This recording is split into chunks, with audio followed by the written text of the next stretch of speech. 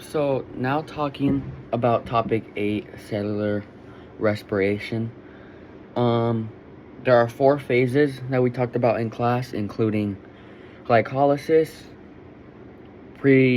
preparatory reaction, citric acid cycle, and the electron transport chain. Beginning with glycolysis, essentially it breaks down glucose outside the cytoplasm, in which it occurs in the cytoplasm. And before we get into that process, the glycolysis also outside the mitochondria, which as in the preparatory reaction and the citric acid cycle are inside the mitochondria, which we will get to those later. But yeah, part of the equation is C6H12O6, as in carbons, water, and oxygens, converting into CO2, H2O, and then ATP.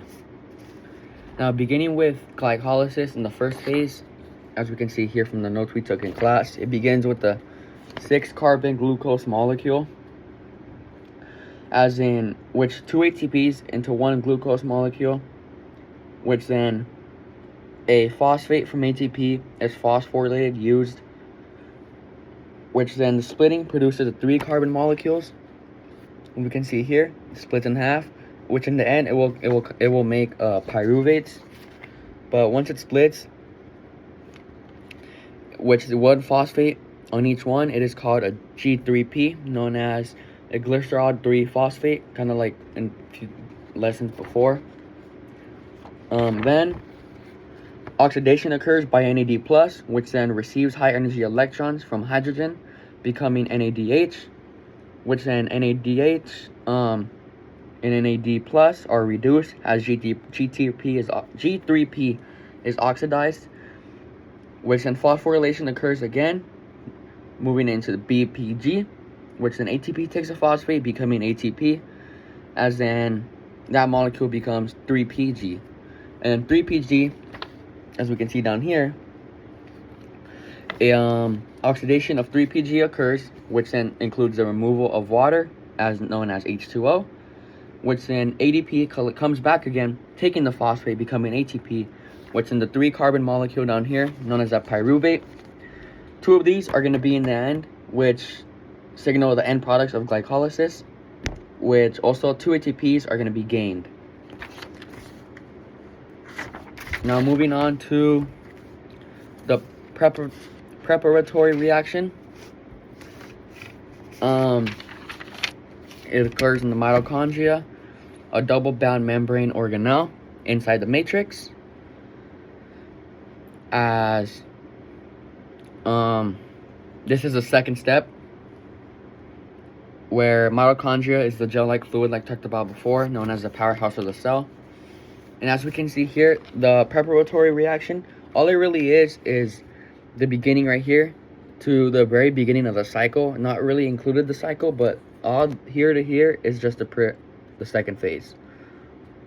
Whereas in this phase, it includes entering the mitochondrial matrix, which then the pyruvate enters the mitochondrial matrix, known as the 3-carbon chain.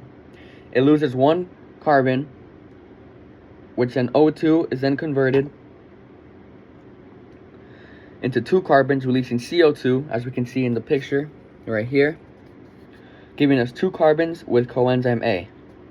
CoA is another word for coenzyme A, as in the whole thing is essentially a byproduct for the 3rd cycle, which this entire process right here is called acetyl-CoA, which includes 2 carbons and a coenzyme A before entering the citric acid cycle.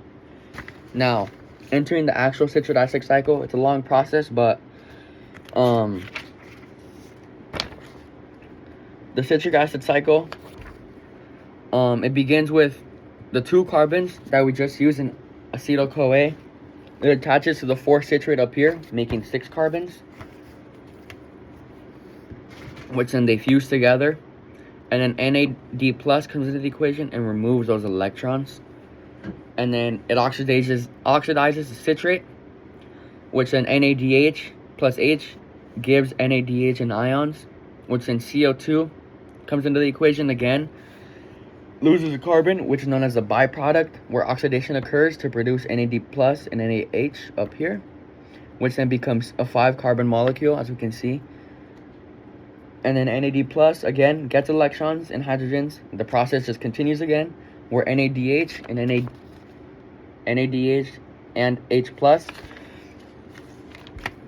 The result of two CO2s result in a new C4 molecule, where CO2 binds with oxygen, which then CO2 is released, as an ATP comes in again, steals a phosphate from a substrate level molecule, then making ATP, as an oxidizes FADH,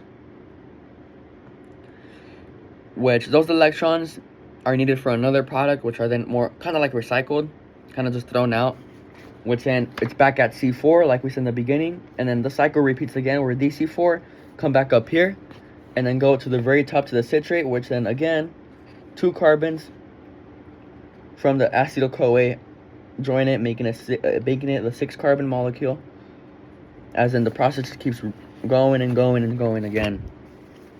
As this process happens, so we can get electrons, hydrogen, and have ATP products for the next step, known as in product, or fourth product, the fourth cycle.